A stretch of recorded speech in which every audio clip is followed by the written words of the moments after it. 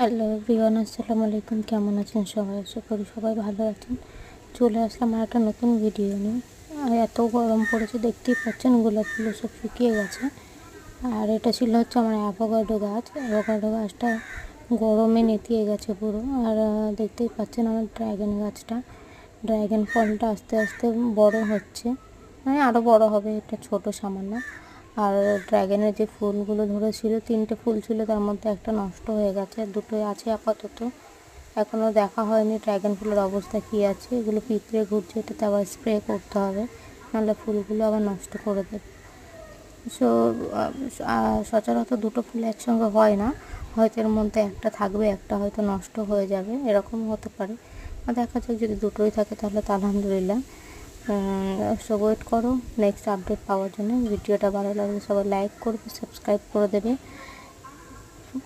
আল্লাহ।